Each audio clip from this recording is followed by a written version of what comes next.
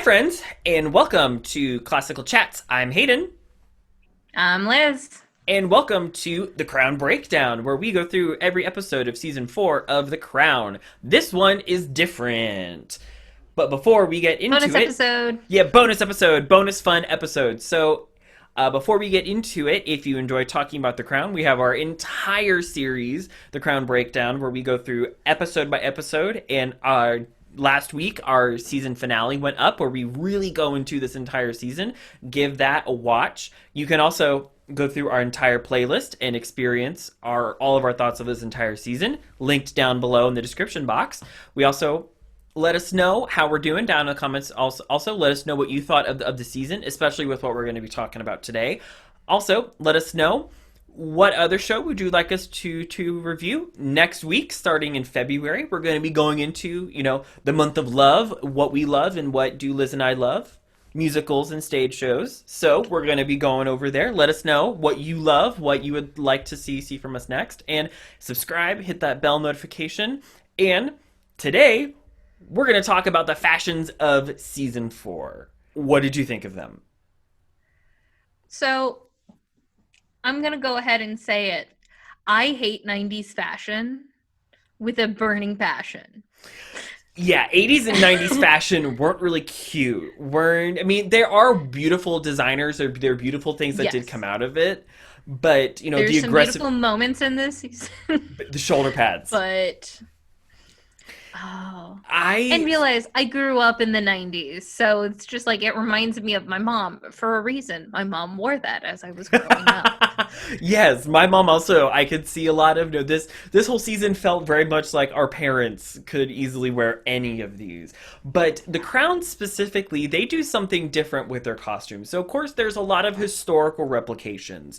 They recreate so much, and but they do it differently. Like they'll get the cut and the silhouette right, but they'll choose a slightly different pattern, or they'll maybe cut Yeah. it slightly different so that it's still like it goes from being 100% accurate to about 95% accurate. From a distance, you can look at Emma Corrin and look at her and look at the photo and go, okay, I can clearly see you are Diana. One of I the feel things, that's like a great way to also think about the series. This is not historical fact, this is historical fiction. So there are things that are different. There are things that we don't actually know if it happened that way.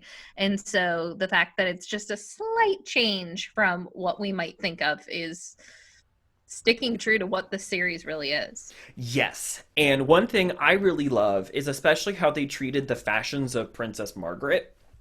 So Helena Bonham Carter, one, her performance as Princess Margaret, claps all around. Fabulous. But one thing I really Fabulous. love, they went on record on the Netflix UK and Ireland YouTube page. They go into depth about why they dressed certain characters the way they dressed. And one thing I really love about the character of Princess Margaret is in season 1 and season 2, they put her at a direct opposite of her sister, the Queen, where Mhm. the Queen is sticking to very modest and traditional lines of the 50s and into the 60s, and Princess Margaret is very fashion forward. She was very much a Yeah. fashion icon of her day. But then in the 70s and 80s, her color palette shifts, and one thing that they deliberately chose in some ways is they chose a lot of blacks and dark blues and dark purples because it Hmm. was as if she was bruised because she went Yeah. through a divorce. She's losing. The firm hasn't been nice to her. They haven't been kind to her. And if you look at her the entire season when she's around the royal family, that she's in like dark purples, dark Hmm. magentas, blues, and blacks. And I think that's pretty Yeah. powerful storytelling. Oh Um, yeah. which I love that because then I then went back and watched a couple episodes and it was like, oh my goodness, this makes sense.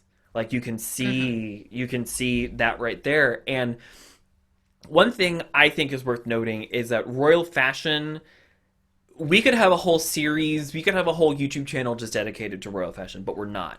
Absolutely. No. Because that is it's a plethora in and of itself. But one of the things that I really like about royal fashion is it always tells a story. It tells a story, it Hmm. communicates something. And this season, they do the same thing. In my mind, it's more they do more storytelling with the fashions this season. And what can you remember were some of the fashions and some of the clothes where you went, "Oh, I can feel where they're telling me something here." What are some things that come to mind? Oh, for some reason, the first thing that pops into my head is when Diana is recreating Phantom of the Opera Yes. in that dress. And I mean, that's what mentally comes to my mind. But also, the other huge, and we actually talked about it in our review of the episode, but the Balmoral test episode. Mm-hmm.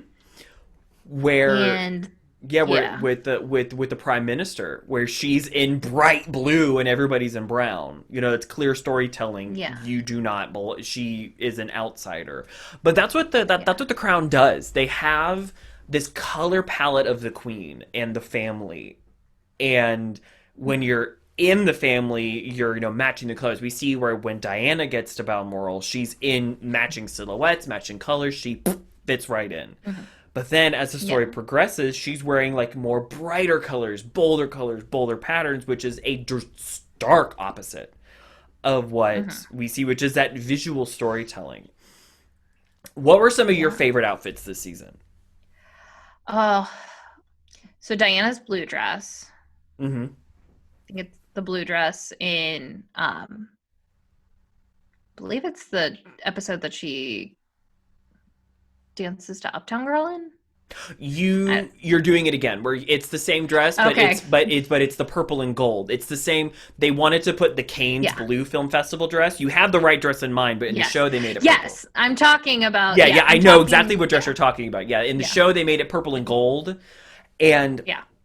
fun thing they did there is after the show, which is in that same YouTube video that I'm citing, I can link it down below in the description, where they intentionally had it where she's in the car and you can see that scarf as if it's choking her because Charles is just, being that she's feeling stifled by the institution.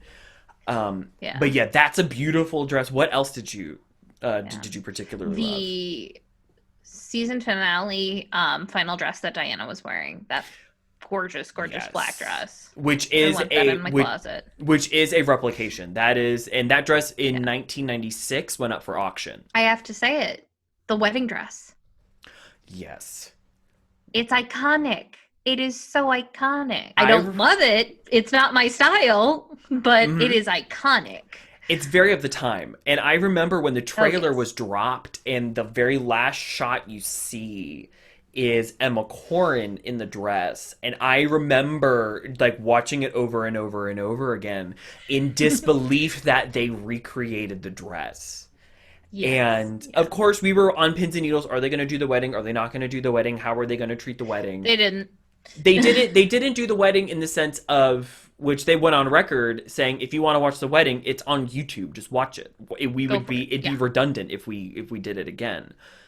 Go for So it. they did a lot of behind the scenes stuff. But one thing I really loved about this season is the show for me personally redeemed itself from season 3 with the royal jewels and the royal jewelry Yes. because that's one of the big standout points of the British royal family are the jewels. The gowns come and go, but the jewels are a constant. And Mhm. one of the things I really they recreated the Grand Duchess Vladimir tiara. No, the Grand Duchess Vladimir tiara, which we've seen before. We've seen Claire Foy wear it. Mm.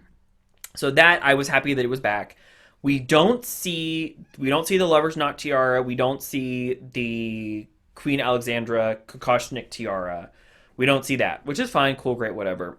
But we do see the Girls of Great Britain and Ireland tiara, which was made for Queen Mary when she got married. If my memory's right, Queen Mary got it when she got married because it's known colloquially within the family as Granny's tiara because of how lightweight it is. Mhm. That's why it's her favorite. And of course, we have the Spencer tiara. We see the family orders and all the military wear is beautifully replicated. Oh yeah. There were so many wonderful things replicated this season, and the characters, the fashions, they've gone on record saying that the fashions and the costumes are really what help put them into the character. And Hmm. I really appreciate specifically the character of Diana. In one season, her you can see her character arc and character development through her fashion. Absolutely. She starts very Absolutely. frilly, which is very true to history. She started very frilly, very lacy, very big silhouettes, and Hmm. then by mid '80s into the '90s, where the season ends, she streamlined her look, and we see that. Yeah. What were some? Did you have any fashions that you looked at and went, like, oh, okay, this isn't cute, but I get it. For me, that's a lot of like their hunting outfits because that's just not my style. Yeah. That's just not me. But it's accurate, and I get Mhm. the point. Um, but I don't know if there's necessarily any. Well, I mean, like I said at the top of the episode, I'm not the biggest fan of 80s, 90s fashion to begin with.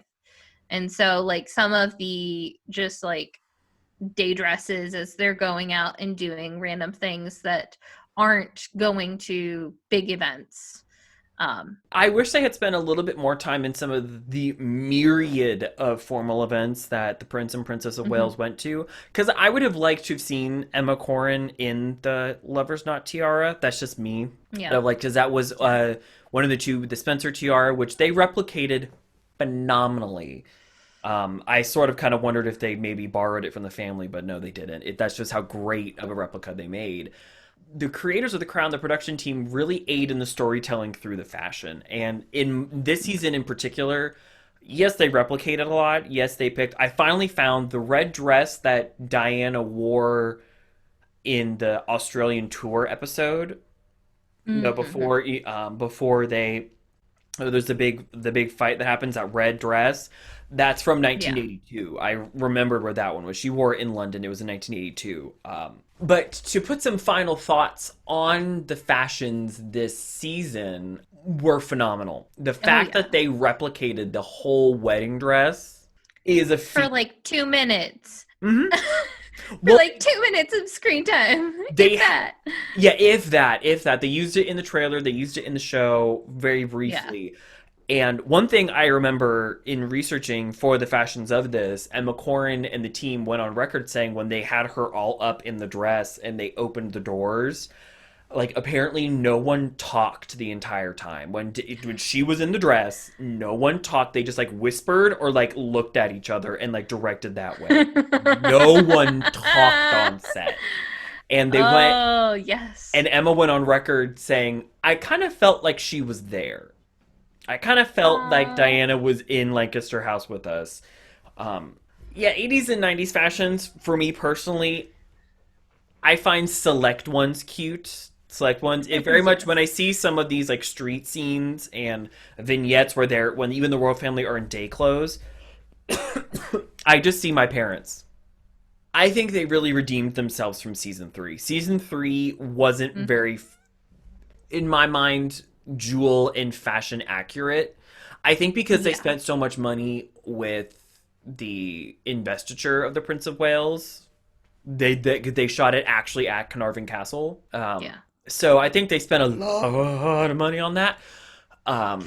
So I can understand why they had to make some tough decisions because I remember Yeah. leaving season three going, what? I feel like this was a much more accurate season in terms of fashion. It might Yes. not be your favorite era of fashion, but accuracy 10 out of 10. Well, like 9 out of 10 Mhm. because it's not shot for shot remake. But Yeah, we don't want shot for shot remake. and as at the top of our discussion of it, they intentionally slightly make things different. Mhm. Yes, it's a suit that Prince Charles has worn, but it's a different pattern, or it's the same thing Yeah. that Diana wore, but it's a different pattern, or it's almost an identical pattern, which further communicates to us, the viewer, that Mhm. this is fictitious. Another thing they did with Margaret Thatcher is she's always in various shades of like red, white, and blue, which Mhm. are the same Yeah. colors as the Union Jack over in England. She's always in some form of like business power suit, which Mhm. directly opposes what the Queen wears. They do again. The costumes are phenomenal. We could have a whole a whole channel dedicated to this. But I digress. But Yeah. what do you look forward to in season 5? We're in more in the 90s, but what do you hope the fashion does? So I feel like we're moving into some obviously more modern times, the 90s. But to be honest, I'm looking forward to spending more time with Diana. Hmm. Um, I'm looking forward to seeing her fashions. And next season is where everything hits the fan. And so Yes. we get to see a lot of turmoil, and it'll be interesting to see how all of this turmoil and all of these issues between members of the royal family is going to be portrayed through fashion. Hmm. I have a And feeling we're going to see a lot of dark colors and well, it'll be, darker. in my opinion, I think it'll be a lot of what they started to do at the very last episode. So, like Mm-hmm. when Diana first shows up at Sandringham, everybody's kind of in these like earth tones, and she's in bright red. Or Yeah. it's the color story they play with certain members of the royal family. Where Charles and the Queen and Prince Philip are all in these kind of like earth tone patterns, kind of muted, Mm-hmm. and the Prime Minister and Diana are in these bright colors, bold colors, different cuts, different everything. Mm-hmm. Um, Princess Margaret's in purples and Yeah. magentas to be like bruised, and the Queen Mother's, Yeah. over in the corner. Sometimes you can't even see her. Yeah. So I like you can clearly see if you turn the sound off, you can still see what's going on with the visual Mm-hmm. storytelling with the costumes and fashions this season. Very accurate to the period, but the costumes and the jewels are almost as if they're a second character. It's such you can tell it's a very well loved production. Because why would Absolutely. they go to this much detail? Did we do the thing? We did the thing. So we've come to We the did end the of the thing. crown. We've did a little wrap up with fashion because I felt like it needed a little bit of more talking about. But yes, if you enjoyed this season of The Crown, let us know down below. What were some of your favorite costumes? What were some things you loved about the costumes this season? The jewels, what you wished we saw, what you had wished we didn't see. Let us know all down below. What show should we do next? We're getting into February. Let us know what musicals you really like because we love stage shows. Let us know. We can incorporate that into our discussion in the coming weeks. Like, Absolutely. subscribe, share, hit that bell notification. All of our socials are in the description box below. Our podcast, Classical Chats with Hayden and Liz, is also linked down below. We're in the middle of our series, So You Want to Go to School for Music, where we guide you through the trials and tribulations of And going to school for tribulations music. and Tribulations tribulations and and headaches tribulations and tribulations. and headaches and crying and just all the troubles of going to school for music to make so you don't make the same mistakes we did. So, Oh, yes. like, subscribe, share, review, head over to our podcast, and with that, have a great rest of your day and Stay royal. Bye. bye.